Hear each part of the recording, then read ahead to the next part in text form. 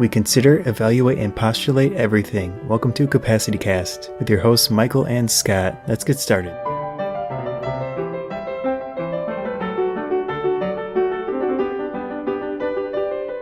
I thought we'd talk about some of our previous entrepreneurship attempts. The mutual ones. The mutual ones, yes. So that you, dear listener, can learn from our failures, because all of them were failures. Spoiler. Yeah. We learned a lot. That's always a good thing, right? Yeah, we did learn a lot, a variety of different lessons. We made some nice stories that we can talk about today. Yeah, some nice stories and weird stories. So let's start with our first mutual entrepreneurial attempt, which was a GIS project. Which GIS means Geographic Information Systems. I couldn't remember the second one. Yes. I was stuck on the graphical interchange format for a second there. Problem number one of this was that we had 4 people, which is too many, probably, and we all had 4 different ideas about what we wanted to do. We just all knew we wanted to do some sort of business. Well, the first thing was using Garmin maps. It was very expensive to get add-on maps for your Garmin handheld GPS, mostly not the driving ones.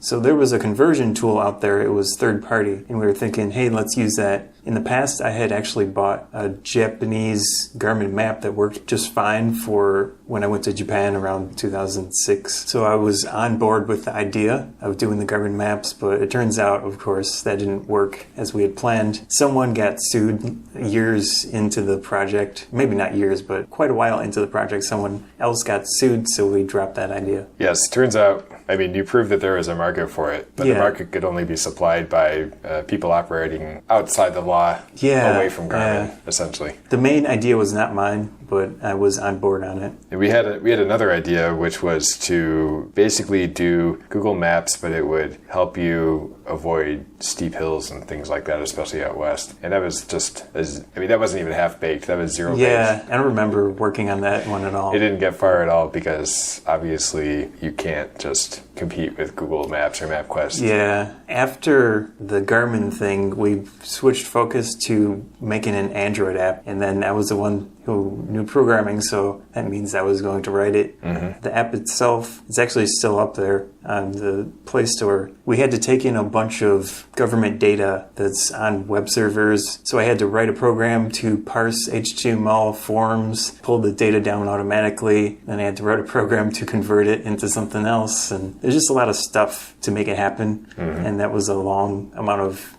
time and effort. Eventually, we got the program running, and I had to learn Android, which was good in a way. That's helpful. It was helpful in the future since that point in time. But it went out there, and it was very lackluster sales. I actually did sell a few, but at that point, I realized it was just going to be a huge amount of time with added inputs where I'm basically working for free. I just couldn't support that. Not at all. Moving forward. So we eventually broke ties, and I had personal issues with the other guy working on it. It was good and bad in a way. I don't know. Yeah, I guess it was, a couple of issues. One, doing a tech. Well, I know that you dropped out before I did. I did. So. The problems were you had to do almost all the work, which, because it wasn't a balanced kind of project that made sense for the group that we had to coordinate. Of course, the initial ideas were like, we're going to do this little thing. It's going to be pretty easy. Yes. And we're going to make huge sales. That was the initial idea for everything. It seemed more balanced at the time. Yeah, and it just doesn't work out that way. But I think a good lesson is to realize what the hard part of it's going to be and assume it's going to be 10 times more work. Yeah. And that's how it ended up so unbalanced. I think I remember making the website for it. I might still have the domain. Oh. And, but it was such a small... CW Solver, something like that. That was like Drake something. Oh, Drake Maps. Was that the same thing? No, I think that was something else. I do remember that. Yeah, it was related to all that, though. Really? Yeah. Okay. Maybe that was... This is part of the problem. Yeah, I do remember that name now. Yes, but but it was just not the important thing to be focusing on. Yeah. And now, of course, we know a lot more about the legwork you have to do to get users and all these things. I'm sure. I think we made the Solver one after the Drake because once you left, we made a new one. So. Okay, that's it. That's it. So moving on to another attempt. Oh, this was the fun one. Yes, we were at a sort of a local unconference where people just sort of mixer type thing for entrepreneurs. Yeah, some networking, some tech. And, well, we ran into an interesting fellow who had a business proposition for us. Yeah, and he'd said nothing about it while there, but he was very, very enthusiastic. Do you remember that? I do. He really wanted to talk to us, and at the time I was doing a lot of freelancing, so I was hoping that was what he had in mind. But it was... He hyped it so much, we could not see him again just to see what it was. Mm-hmm. We met him, and it ended up being I suppose you would call it a slot machine game. Sounds wrong, but it was definitely a slot machine. It was a slot machine game, but for events, just to give out prizes, basically, at an event.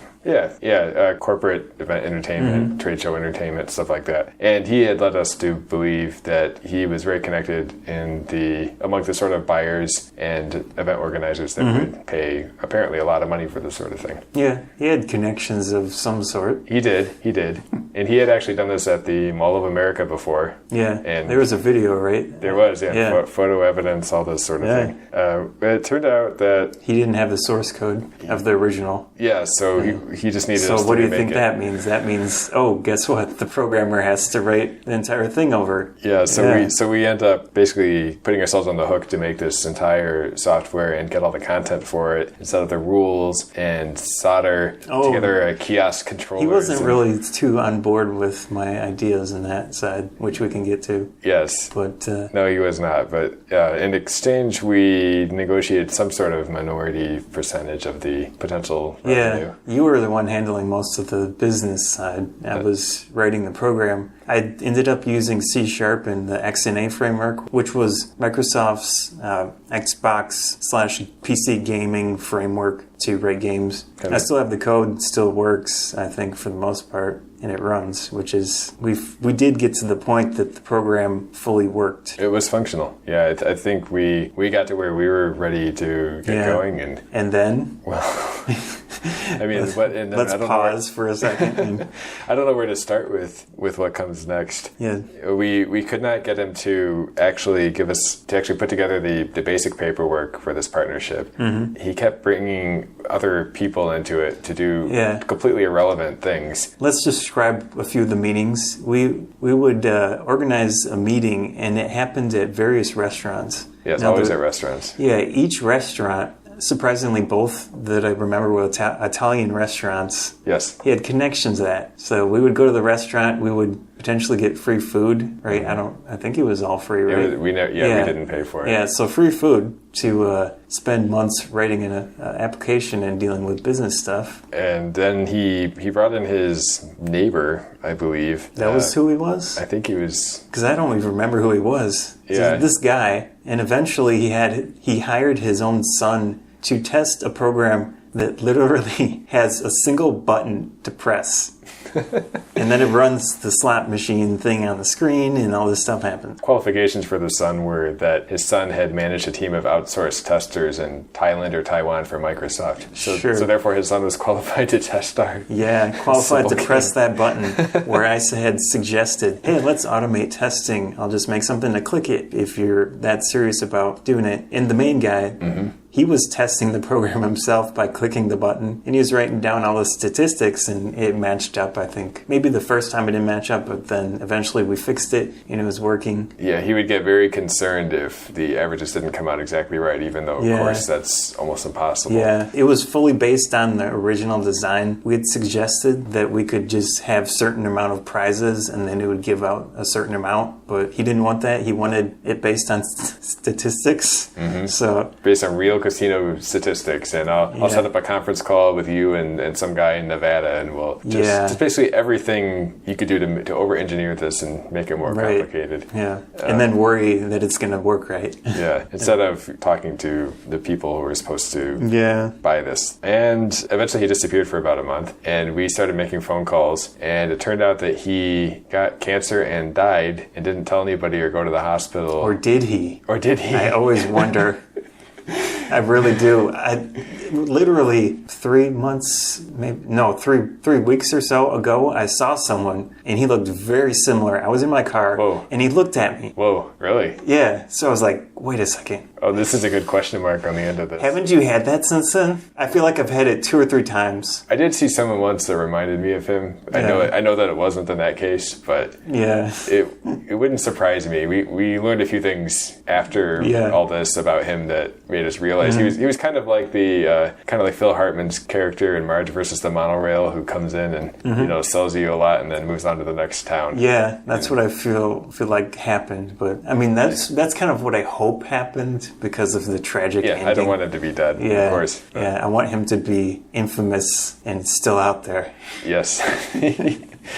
And so that was not a successful. I mean, after he was gone, we tried to get in touch with the people that supposedly were interested in this. Yeah, and you learned various things. They were very sad that the restaurant people. Oh, the restaurant, yes. Yeah. We found out that we were getting this free food because he had promised them shares in the company. Yeah, which that's a bad. Bad business deal. Yeah, and a couple of them were expecting us to get them in on this company, and I'd explain there apparently is no business. Yeah. So it was a little uncomfortable. Yeah. I'm still not sure what to learn about that, except I guess after you encounter potential business partners like that, you learn just a lot of little things to look for. Yeah. In other he was people. a nice guy. He was certainly a nice guy. He talked a lot, and he did manage to get us the sound files. Do you remember that? So he probably screwed that guy over. Yes. Yeah. That's right. But I mean, they were literally sound files from some pack that the guy bought, probably. So, yeah. Some sound pack. Yeah, we were not the first. We learned we were not the first developers to try to work with him as well. Yeah. So. It was an audio guy, if you remember him. That's right. I thought it was a game. There was a game developer. There was. That we were trying to get the source code. Yes. And that didn't work out. That's right. That was the Las Vegas people, I think. That's right. Yeah. There were a lot of people. Mm-hmm. And So if anyone is interested in a promotional slot game, feel free to contact us. We have the source code. Yes, we've given up on the idea of making $1 million a year from it, but with the right spin, you could put it on Steam maybe and get something out of it. Who knows? That's possible. Who knows? We would have to convert it to the open source version of XNA, I think. That's true. But besides that, it's functional. So then the last business, we thought we would make some homemade root beer and sell it, because root beer is good, right? That lasted like a week, something like that. Yeah, sort of. We had a city market that was starting, and we thought we could sell it there. I still think that if we made some good root beer, it would still work. Yeah. But unfortunately, we didn't. Legal stuff. Yeah, there were some issues with that, and commercial kitchens and whatnot. I don't know. Effort. Well, there was definitely a lack of planning and hard work on our part. Yeah. But a real momentum killer was that to make the root beer we wanted to make, you need all these ingredients, and you can't just buy them at the grocery store. Special flavoring. Yeah. So we decided to buy them at this local kind of specialty grocery store, and they took months literally to get these in. And by the time they finally came in, I just put them on the shelf in my 3-season room, and I think they're still there. Oh, jeez, really? They're probably not very good. Yeah, you should probably throw that out. Yeah, I definitely wish we had approached that a little better, just because I think it would be cool to have those skills at the minimum. Yeah, the city market thing is very cool. I've never been to it, which is sad. But it's nice. It's right behind where I work. I know not everyone can be the most successful, but I look at this one business. They were doing the wood-fired brick oven pizza thing. Yeah, they're all around. Yeah, they do it at the Japanese Garden Festival thing. Oh, is it the same company? I think so. I could be wrong. The one it's probably the same group, but I know that this year they opened a whole restaurant, and it's been really successful. So you go from just selling this kind of novelty specialty food to changing your career. Yeah, that is very cool. Could have been us. Can still be, yes. The podcast. If we actually get back into the root beer thing, we will keep you updated. Yeah. Or this podcast. Yes. Just send it to your friends. Yeah, so so this podcast is obviously another idea of ours. Yeah. What are we doing differently? We're performing. We're doing it It's going, and it's been consistent so far. And we have the stats are not bad at this moment. Yeah, for sure. But I was going to say we've made multiple times we'd have had a choice to work on making it better or just make something and keep going. Yeah. And we've chosen the latter enough to where we've actually launched it now. Yeah, it's going. If we had like the name and such, we both liked it. and we stuck with it. And is it perfect? Who knows? But it's good. It's good enough. Yeah, exactly. The logo, it's like, it works. You can see it. Yeah. The topics, we try to pick good ones, but we're also not afraid to just record with what we have, and we trust that your feedback will make it better and so forth. The Kaizen approach, which is continuous improvement, Japanese word. Yes. Yeah, so I feel this is very Kaizen-esque with equipment, with the topics, with slowly adjusting things to make it better. Yes, I'm glad that we've learned to do things that way. Yeah. And hopefully this motivates you to do your own projects and do them well and avoid very obvious situations that are not going to work out. Yes, because they really won't. Yeah. It's a lesson. Thank you for listening to another episode of Capacity Cast. You can hear more episodes at capacitycast.com.